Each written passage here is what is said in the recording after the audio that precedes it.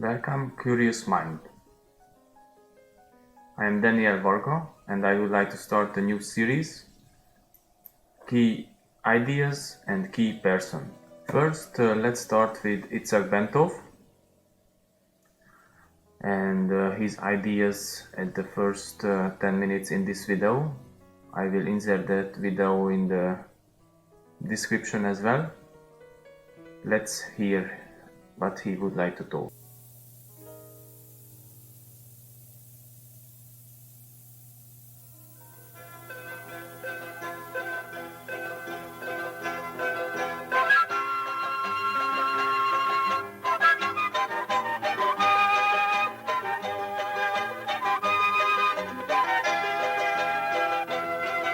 Good morning and welcome to New Heaven, New Earth. Last year we did a program with Itzhak Bentov, a Boston-based researcher into the relationship between consciousness and the cosmos and based upon a book which he wrote called Stalking the Wild Pendulum. This book has since become somewhat of a bestseller among people who are interested in the relationship between consciousness and the cosmos, and we wanted to once again get an opportunity this morning to speak with Mr. Bentov. Ben Bentov is a wonderful, loving, kind man, brave, courteous, true, all the other kind things you can say. The interesting thing about him is that he has, over the years, conducted research into consciousness. The subtitle of his book is The Mechanics of Consciousness, and what we want to try to talk about today is one aspect of it, and that is the evolution of consciousness. Ben, there's probably no theory that has had more impact on Western thinking than the theory of evolution that Darwin came up with in the mid-19th century. And ever since then, all of our thought has been along the ideas that somehow we have evolved as human beings to being who we are today. The question I want to ask you is, where do you see us now in that evolutionary development? We can say that if we take Darwin's theories as being correct, then we know that we have evolved from the apes towards humans, and now we have finally come to a point where we're humanoid in shape, we have vertical spines, we are reasonably intelligent, we can push buttons on TV, drive cars, etc., etc. And what I'd like to do, I'd like to draw maybe a little diagram, but don't worry, it's not very scientific. Let me draw what is called a bell curve, which looks somehow like this. It's being used in describing random events. And the way this works is the following, that if we assume now, let's take a following situation. Take a little town that has maybe 1,000 people in it. And we have this great desire to find out what the average height of people in this town is. And therefore we go out with a yardstick and start measuring these people. Well, we find that a very small, very few number of people will be, say, 3 feet tall, and a very, very few of them will be maybe 7 or 8 feet tall. The bulk of the population will be right somewhere here. That is, the average or mean height of these people would be about 5 feet and 6 or 8 inches, something like this. Mm-hmm. Okay, so what we find here is that this bell curve gives us a good picture of where most of the population is. That is what typifies a population. We can use this diagram also to describe evolution. The bulk of the population today is this intelligent, more or less intelligent biped, all right? And with a vertical spine, and who pushes the buttons on TV and drives a car, etc., etc. Now, there is some backthrow. That is, there are some people here in this area, very few people who are still gorilla-like. That is, they are hairy. They beat their chest when they see their neighbors and a few other things.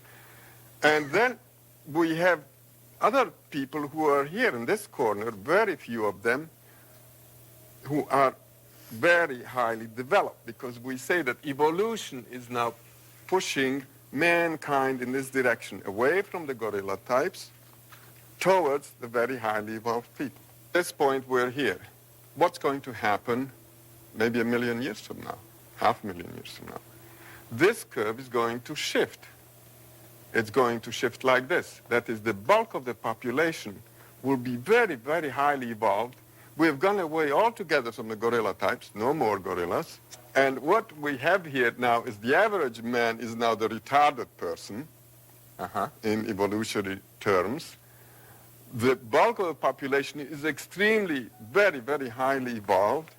And the cutting edge of evolution here, these are very, very highly evolved people. We can't even imagine what kind of person that will be. He may not have a physical body at all. What's the habitat, so to speak, of this group here? Well, you just go out and you find them. They're all over the place. The habitat of this group here, what do you think? Where do you think you find these people here? Hey? I suspect you would find them in universities. You'd find the people who are very bright, people who are in the leading edge of professions. That kind of thing. I mean, it's an intellectual thing, isn't it? Well, I suggest that you find them in mental hospitals, in nut houses.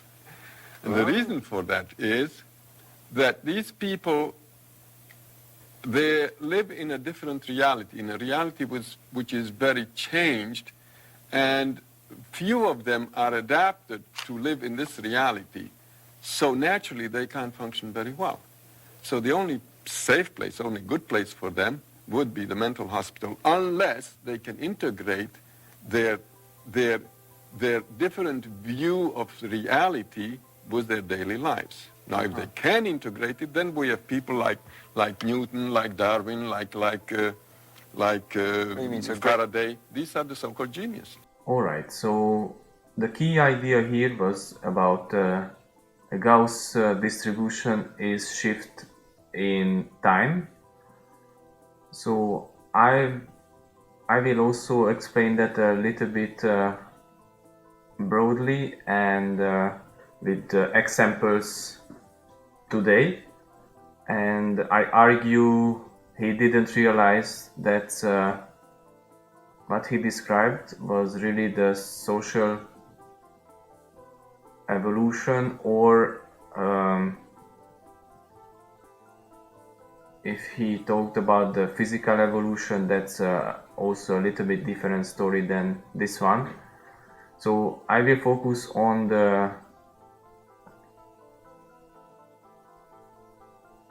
the social evolution. So that's also similar idea.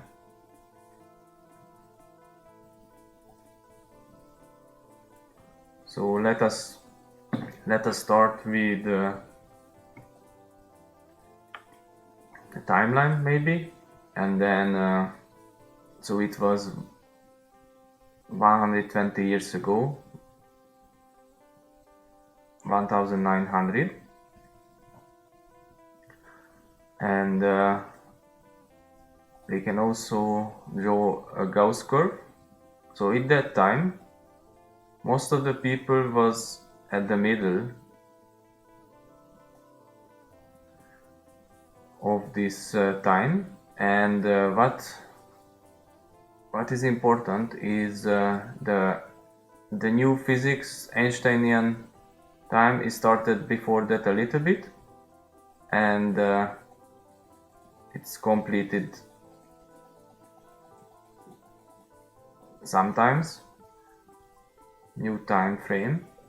So for example, we can say 1930, maybe it ended, and this goes most of the time. So currently what we have is we have the latest movement, the environmental movement. So let's say our current time is here, 2022.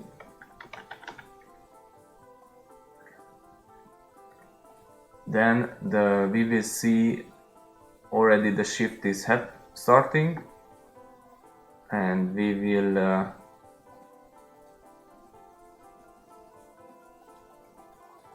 in 30 years or so we could be, most of the people would accept the environmental movement ideas and they will be so.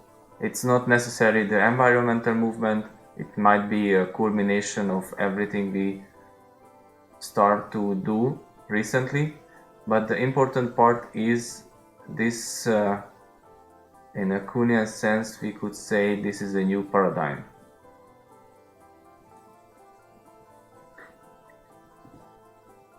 Thank you very much. That would be the first episode of the key ideas, key persons. I will continue to explain my ideas as well. Thank you for watching.